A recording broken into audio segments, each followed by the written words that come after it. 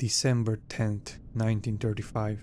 The sound of the aggressive wind blowing the rigged trees to bend like wire. Little snowflakes drop on the green glass to cover them in nothing but pure white frost. A wooden cabin lives beyond the woods. The roof was drowned in snow. Ice cycles hang from the side. A man named Frank Williams and his boy John Williams lives in the wooden cabin in the woods. Frank Williams used to live in the town of 𝓤𝓭𝓮𝓻, where he owned a carpenter's shop, selling his handmade furniture to all the people. He was a very respected man in the town. Everyone loved his work. Frank Williams was the kind of man that had no enemies, a good churchman as well. If anyone needed a piece of furniture, repaired or even repaired on their own home, Frank Williams was the man. But Frank Williams would start to change after the death of his wife, Carol. Her death was caused by pneumonia. The hospital tried all they could, but was with no success. After her last breath, something in Frank snapped like a twig. Frank came less to church, not showing up as much as the good man used to be. The close sign in the little wood shop never flipped over. He only came out for the bar. A man drinking the pain away feels bad for his little boy John, only 10 years old. Mama is dead and father is drinking to try to help himself. Frank finally decided to move away from the town, never to be seen again. The wind blowing on the wooden logs of the cabin, creaking slowly.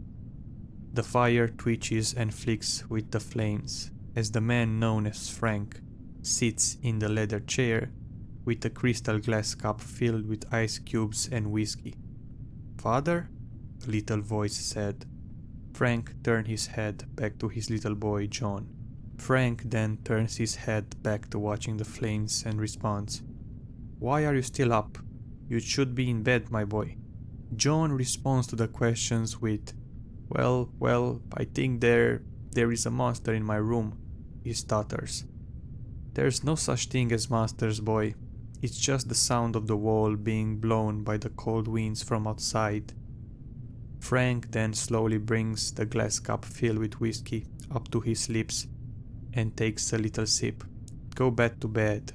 It's late out." But I'm scared." Then John is interrupted with the sound of the glass cup being slammed onto the little table beside Frank. "I said go to bed, now!" Frank screams. John jumps in fear and runs towards his room. Frank stays still, motionless, sitting in that chair, watching the fire go, in complete silence. Before Frank could take another sip, a loud thud echoed through the cabin. Frank froze in silence.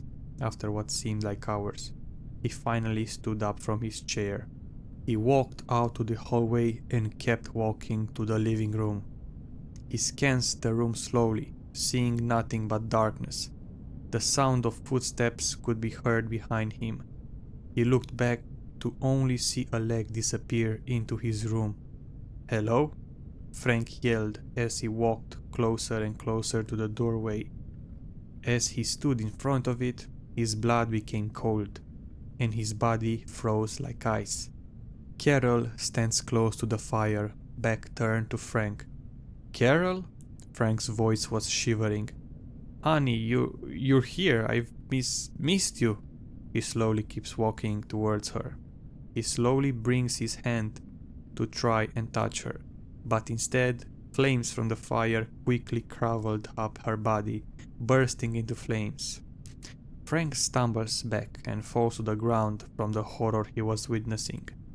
She slowly turns her whole body to his direction, showing her face slowly melting from the fire. Frank screams in horror and pulls himself up to try and run to the door. Instead, everything starts to cover in black darkness. Everywhere he looked, there was just darkness, leaving the poor man in the dark with his dead wife in flames, staring at him motionless. "Frank," she says quietly.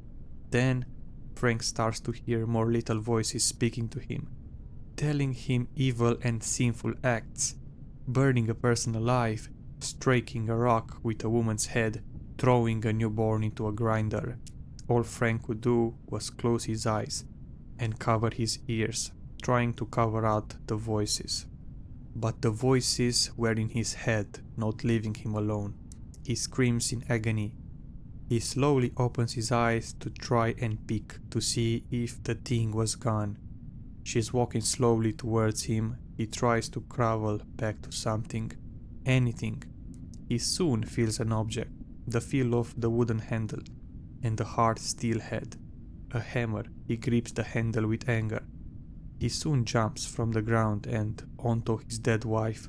He raises the hammer and strikes the head, and strikes again and again and again, every strike becoming faster and stronger. He clenches his eyes closed. After the last strike, he stops to try to breathe again. Slowly, breathes in, breathes out, breathes in and breathes out. He opens his eyes to see not a monster of guilt, but instead John.